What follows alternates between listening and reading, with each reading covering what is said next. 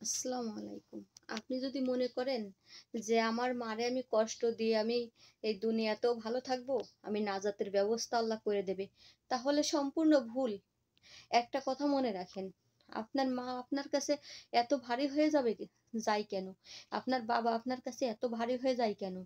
আজকে আমি তো ভিডিও দেখি, আমি কথা পাই কোথার থেকে? একটা ভিডিও দেখি, সেই ভিডিওর কথাগুলো খেয়াল করে শুনি, তারপরে আমার মাথার ভিতর ঘোরে যে ওরে আল্লাহ, দুনিয়ায় কত মানুষ কত রকমের কষ্টে রয়েছে, আর কত রকমের কষ্ট যে সবার মনে লুকায় রয়েছে।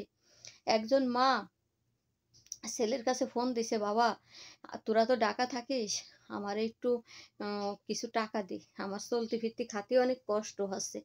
কছে মা আমি ঢাকা শহরে ভাড়া থাকি, অনেক টাকা খরচ হয়, সব কিছু জিনিসই অনেক দাম, আমি তোমার টাকা কোনতে দেবো, আমার সংসারে তাই আমি চালাই পারি না। তো ওর মা চিন্তা করলো কি ঠিক আছে, তো আমি আমার ছেলের কাছে যাই, কদিন ঘুরে আসি, বেড়ায় আসি।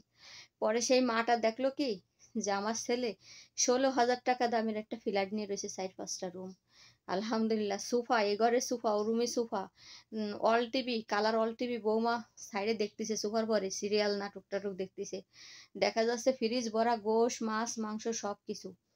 তো ওই মাতে হাই সাইডে বলতেছে মনে মনে, জোরে চল, তুই যদি আমার ভালোবাসতি তা 16,000 টাকা না, 8,000 টাকা দামের রুম, 4টে রুম এখানে সেখানে, 2টো রুম নে, 3টে রুম নে, আর কিছু টাকা মারে দে। তা এটা কিন্তু বাস্তব, এটা ভিডিও করে ছাড়িছে, সত্যি না মিথ্যা আমি জানি না, কাহিনীটা এরকম।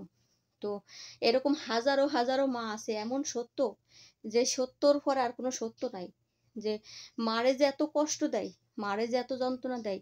আপনি মাস গেলি কারেন্ট বিল দিতে পারতেছেন, মাস গেলি আপনার ছেলেরে উচ্চ বিদ্যালয় লেখাপড়া করার জন্য সেখানে টাকা দিতে পারতেছেন, আপনি ডিশ বিলের টাকা দিতে পারতেছেন, আপনি ওয়াইফাই লাইনের বিলের টাকা দিতে পারতেছেন, আপনার বোর ডাক্তার মাসের মধ্যে 2-4 বার যাচ্ছে, সেখানে টাকা দিতে পারতেছেন, বোর শ্বশুর বাড়িতে মেহমান আসলি, শ্বশুর শাশুড়ি আসলি, শালিরা আসলি, শালারা আসলি, সেখানে খরচ করতে পারতেছেন।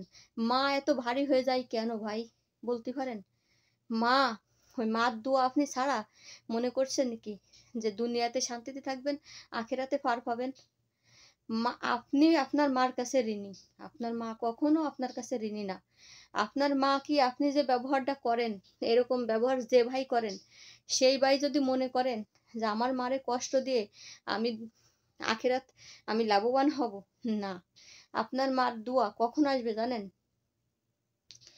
যখন আপনি আপনার মারে কেয়ার করবেন, যখন আপনি আপনার মার কাছে দোয়া চাবেন, যখন আপনি আপনার মার কাছে মোহাব্বত করবেন, একটা দুঃখে সুখের কথা বলবেন, আপনার মার একটা কষ্টের কথা শুনবেন, তখন আপনার মা আপনার ভালো মন্দ দুটো দিক তো দিকতে তাকায় দেখবে, আল্লাহ আমার সন্তানরা তুমি ভালো রাখো ওই দুনিয়ার পরে। তখন ওই মা নামাজ পড়তে যায়ও দোয়া করবে আপনার জন্য, আসল হয়তো দোয়া করবে। আপনি আপনি কি করে ভাবেন যে আপনার মা, যে মা জন্ম দিয়েছে, হাজার হাজার হাজার চুমো দিয়ে বড় করেছে, আর সেই মার আপনি একটা টাকা দেন না, একটু ডাক্তার খরচ দেন না, কথা বলেন না, যোগাযোগ বন্ধ রাখছেন। ওরে ভাই, মার গর্ভের রক্ত খাইয়ে ব্লাডের সাথে কালেকশন, নারের সাথে কালেকশন হয়ে আপনার এই পৃথিবীর মুখ দেখছেন আপনি, আর আজকে সেই মারে আপনি চেনছেন না, আর সেই মার এত অবহেলা।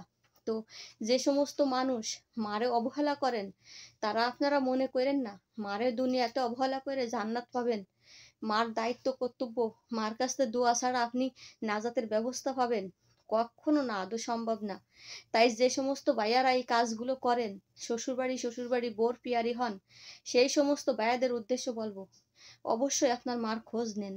মনে করেন আপনার যদি 4টা ছেলে মেয়ে থাকে, 3টা ছেলে মেয়ে থাকে, তাই সেগুলো তো পালতেছেন, তো আপনার মাও একটা ছেলে মেয়ের মতো ধরে নেন না, ওইটাও আপনি একটা ছেলে মেয়ের মতো ধরে নেন না, যে আমার মাও একটা ছেলে বা একটা মেয়ে।